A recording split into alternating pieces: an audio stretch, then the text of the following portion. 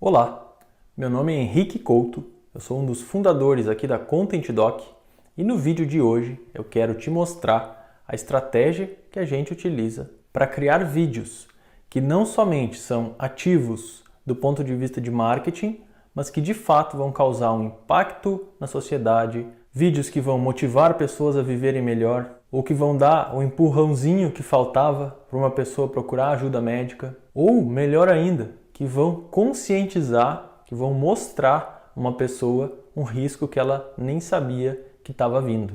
Para te ajudar a criar esse tipo de vídeo, a gente vai apresentar aqui uma série de 3 episódios, que são, na verdade, os 3 pilares da nossa estratégia que a gente aplica com os nossos clientes, que eu quero trazer, quero te explicar melhor nessa série de 3 episódios agora. Eu quero te convidar a utilizar esses 3 pilares aí também na tua estratégia de marketing, e eu espero que esses conteúdos te ajudem, independente se tu já tens a parceria com uma agência de marketing, eu espero que ajude vocês juntos a atingir os objetivos utilizando essa metodologia para a parte de vídeos, ou se tu trabalhas junto com a tua esposa, com o teu marido e vocês dois estão começando ou vocês já têm há algum tempo um trabalho relevante na internet, usem essas dicas também para alavancar ainda mais o trabalho de vocês. Ou mesmo se tu és uma empresa de um homem só, como a gente fala, né? Onde tu atende no consultório, tu atende no WhatsApp e tu ainda grava os vídeos para colocar na internet. Em qualquer um desses cenários, esse conteúdo vai te ajudar bastante. Antes que eu aprofunde nessa estratégia, eu quero deixar muito claro aqui a diferença nas maneiras de trabalhar o marketing. Basicamente é o seguinte, existem hoje 2 principais vertentes de trabalho de marketing em redes sociais, que são as vertentes relacionadas a conteúdos de engajamento, ou seja, conteúdos que vão gerar respostas, likes, compartilhamentos, stories, por exemplo, ou aqueles vídeos no Instagram, Reels, ou o exemplo do TikTok, por exemplo, são muitas maneiras de se criar conteúdos de engajamento, inclusive as postagens de imagem, os grupos, as lives com convidados, todas essas são formas de criar uma estratégia que é super válida, chamada estratégia de marketing de engajamento, onde a gente está buscando mais pessoas acompanhando o trabalho, mais pessoas colaborando, perguntando, trazendo demandas para que a gente possa debater juntos. É mais aberto à comunicação essa estratégia de marketing. E é uma estratégia muito boa, extremamente eficaz e ajuda bastante a crescer as redes sociais, a ter mais pessoas seguindo, a ter mais pessoas acompanhando. Ela é uma estratégia muito boa mesmo. Mas o que a gente trabalha aqui são as estratégias de autoridade por visualização de vídeo. Ou seja, a gente busca, através das nossas recomendações, da nossa maneira de trabalho aqui na Content Doc, criação de conteúdo em vídeo no qual gere a vontade da pessoa que está olhando esse vídeo de seguir até o final dele. Ou seja, o que a gente busca é tempo das pessoas, tempo de visualização. Então tu percebes a diferença entre engajamento e tempo de visualização? A nossa estratégia está um pouco parecida com aquela questão do Ibope que as grandes emissoras de TV utilizavam antigamente. O tempo que as pessoas estavam dedicando para assistir o conteúdo dela, ou seja, o que importava para elas era a atenção das pessoas, o tempo que a pessoa dedicava, e não o quanto de número de seguidores que essas empresas tinham nas redes sociais, o número de cartas que elas recebiam toda semana. Isso não importava tanto quanto o Ibope. Portanto, neste nosso raciocínio, continuando, a gente está focando este vídeo, esta série de vídeos, no tempo que as pessoas dedicam a assistirem o teu material. Então, para que a gente consiga aprofundar um pouco mais essa estratégia, eu vou te falar os 3 pilares, que vão ser os 3 episódios dessa série, que a gente sempre utiliza para explicar como que esse trabalho é feito no dia a dia. E esses pilares são relevância, assertividade e consistência. Eu imagino que tu já devas ter ouvido esses termos em algum dos outros conteúdos que a gente já trouxe aqui para ti. Em alguma das lives que o Silan participou, ou nas conversas que a gente teve com o Wildery, que é o nosso sócio lá do Círculo Virtuoso da Medicina, ou se tu já tivesses alguma reunião comigo, que tu marcou lá pelo site. Enfim, pode ser que tu já tenhas ouvido a gente comentar sobre esses 3 pilares. mas nessa série eu vou abrir isso mais, vou te dar materiais no qual tu pode estudar sobre cada um desses pilares e, mais importante do que isso, vou te deixar com um caminho, com um norte, para que se caso tu aches interessante partir para uma estratégia de vídeos ou se tu já fazes uma estratégia de vídeos, essa produção de conteúdo seja mais tranquila, essa produção de vídeo seja mais natural e isso deixe de ser muitas vezes um peso e passe a ser algo agradável de ser feito. É isso que a gente busca por aqui. E bom, no pilar de hoje a gente vai falar sobre o meu pilar, na verdade, sobre o que eu mais aprendo e estudo no dia a dia, que é o pilar da relevância. Bom, então esse daqui é o nosso website www.contentdoc.com.br e aqui tem o que a gente chama de metodologia hack, que são basicamente esses 3 pilares que eu estou falando. E o primeiro deles, que a gente vai focar hoje, é justamente a relevância, ou seja, a habilidade de criar um vídeo que ensina e ao mesmo tempo cria na mente do paciente em potencial um sentimento de confiança.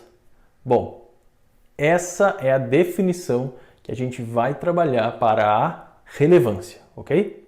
E aqui o que vale a gente comentar é a questão de que a relevância é algo relativo. O que é relevante para uma pessoa pode não ser relevante para outra pessoa. Então, uma das principais habilidades que tu precisas desenvolver nessa jornada de criação de conteúdo é essa capacidade de ter empatia por quem está ouvindo ou pela pessoa que tu queres que esteja ouvindo. Isso é fundamental. Para que se gere conexão, a gente precisa estar falando uma linguagem que atraia. Por exemplo, eu estou falando agora para ti que é médico e queres mais pacientes para o teu consultório, que é uma maneira de gerar conteúdo para que esses pacientes tenham vontade de ir até o teu consultório. Se tu estás assistindo o vídeo até agora, provavelmente é porque tu és uma pessoa que tem essa vontade ou que tem essa aspiração. Caso tu tivesses zero interesse nesse assunto, é muito provável que tu já tivesses te desligado do vídeo até então. Essa questão da empatia, então, vamos lá. Eu estou te trazendo aqui linguagens e jargões muito difíceis de marketing, coisas que tu não vai conseguir acompanhar, ou eu estou te trazendo situações reais que todos os médicos, ou grande parte dos médicos, atravessam no seu dia a dia de consultório? Dá uma pensada sobre isso, me responde o que tu acha depois. Se tu quiser utilizar inclusive os comentários para isso, pode ficar à vontade. Mas o que eu quero que tu penses agora, junto comigo, é o seguinte: como que eu aplico isso? Como que eu aplico essa empatia no caso dos meus pacientes? Então pensa como que tu explica para eles dentro do consultório o desenvolvimento de uma doença ou o porquê que eles chegaram a desenvolver esta doença. Tu utiliza palavras muito elaboradas, tu utiliza uma linguagem que eles basicamente perdem totalmente a atenção e não entendem nada, ou tu procura utilizar uma linguagem que essas pessoas consigam acompanhar dentro do consultório? E eu sei que isso é básico, né? Qualquer treinamento que a gente já passou hoje de como fazer uma palestra, de como fazer uma apresentação na faculdade de medicina, teu professor lá deve ter te falado, pensa lá na audiência, na pessoa que vai estar sentado. A hora que tu falar para ele, pensa que eles vão ser alunos de primeiro ano. Então não traz todos os teus resultados do teu projeto de final de curso, porque só se tu estivesse apresentando somente para alunos da tua classe. Mas como eles são alunos de primeiro ano, traz um pouquinho mais leve esse discurso. Eu imagino que tu já deva ter preparado alguma apresentação assim. Aqui é a mesma coisa, tu tem que estar pensando que tu vai falar com pessoas não médicas, a menos que, claro, o teu produto, o teu trabalho seja destinado a outros médicos. Aí é um caso à parte. Mas se tu estiveres falando com pessoas não médicas, leva sempre isso em consideração. Então a relevância, como eu disse, ela é relativa. O que é relevante para uma pessoa médica pode ser irrelevante para uma pessoa não médica, a menos que tu adapte, que tu traduza este discurso. Mostrar um estudo de 256 mil pessoas para testar uma vacina. Isso é interessante para pessoas médicas? Com certeza. Pode inclusive usar a mesma linguagem que a pessoa do artigo utilizou. Isso é interessante para uma pessoa não médica? E eu sei que a resposta natural é, não, claro que não, quem é que vai se importar com isso? Mas aqui que está o truque. Sim, pode ser. Imagina o quanto que é fascinante para uma pessoa não médica entender como que funciona o desenvolvimento de uma vacina, explicado de maneira simples. Então imagina que na tua rede social uma pessoa perguntou sobre uma determinada vacina, né? Digamos que tu é pediatra e, vacina tal, será que é segura para o meu recém-nascido? E aí tu trazes um estudo, por exemplo, que mostra, um levantamento bibliográfico, que mostra como que essa vacina foi desenvolvida ao longo do tempo. Tu pode deixar o link para essa pessoa estudar o artigo na hora que tu falares, mas durante o vídeo tu vai explicar. Imagina só o que aconteceu aqui. Esses cientistas, eles eram lá de tal cidade, e esse pessoal, ele estava muito preocupado com essas doenças, porque na cidade deles estava morrendo muitos bebês. Ou eles estavam preocupados, era um problema mundial, eles estavam muito preocupados com isso. Então, eles se juntaram, tinha uma comunidade científica dentro da universidade e tal, e aí eles foram em 200 mil pacientes. Assim, imagina o que é isso, o que é esse número, 200 mil pacientes. Eles foram um por um, fizeram lá um levantamento com esse pessoal e as mães das crianças chegaram e aí eles levaram bebê por bebê, fizeram uma entrevista com as mães, assim, assado, viram que o bebê eram saudáveis, que atendiam a tais e tais critérios. E aí tem um negócio chamado metodologia científica, que tem que ter um grupo que a gente chama de grupo controle. Então quando tu lê algum livro e falar sobre grupo controle, tu já sabe que é aquele grupo referência.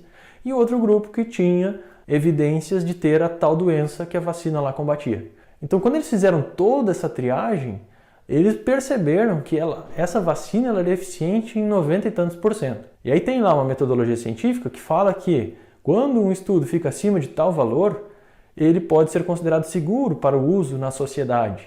Então, por isso eles tomaram a decisão, mas não foi uma coisa assim chutada ou que eles testaram em 2 ou 3 pessoas. Então, por isso, o que a medicina nos mostra, baseado em evidências, ou seja, baseado em pesquisas sérias, em pesquisas que foram feitas com todos os cuidados possíveis, a gente tem hoje a segurança embasada pela ciência de dizer que esta vacina pode ser aplicada em recém-nascidos.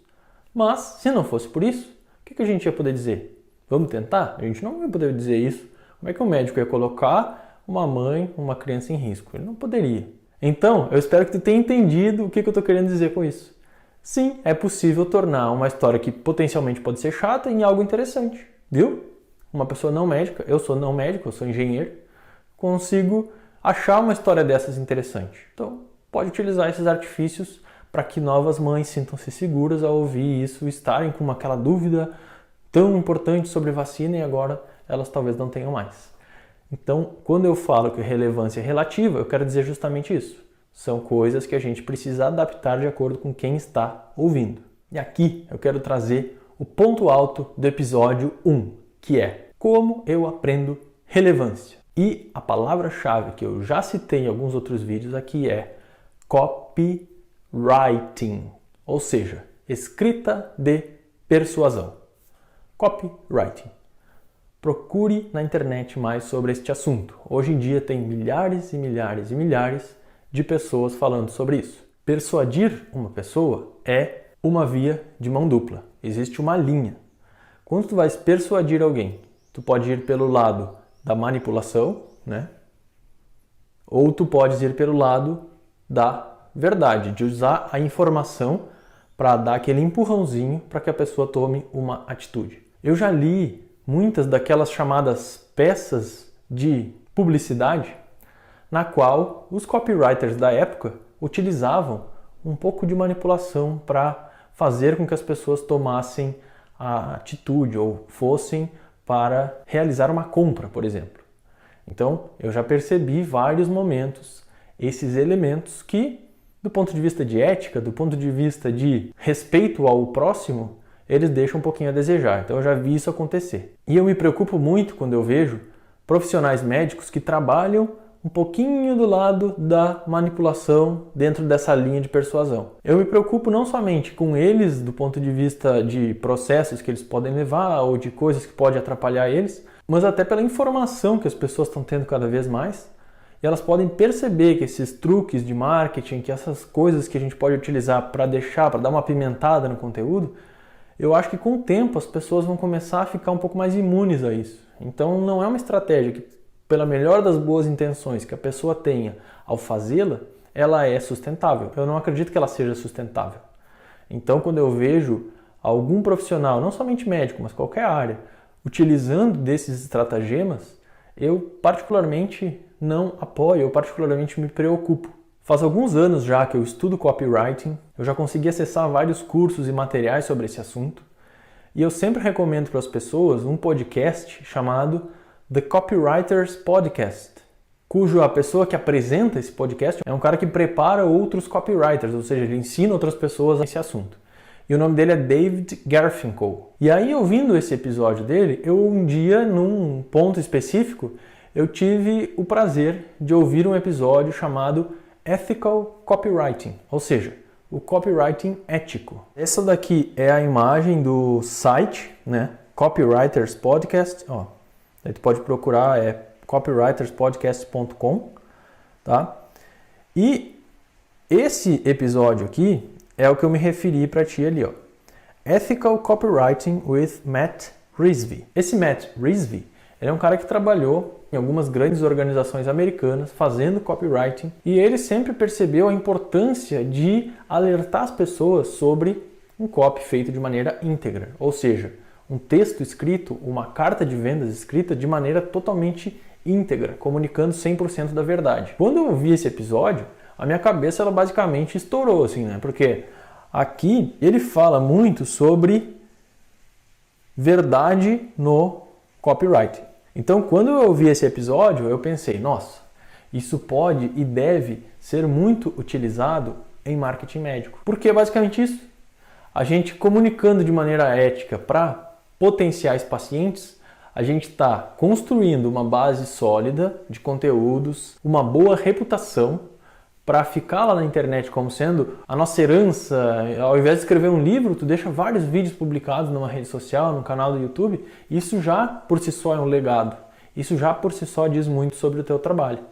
Então, quando tu comunica isso com verdade e sem recorrer a truques de marketing, a estratégias de despertar atenção a todo custo, quando tu equilibra atenção, despertar de interesse com conteúdo relevante, que é o que a gente traz aqui no pilar da relevância, aí sim, meu amigo médico, minha amiga médica, tu estás tendo um sucesso na tua estratégia de longo prazo.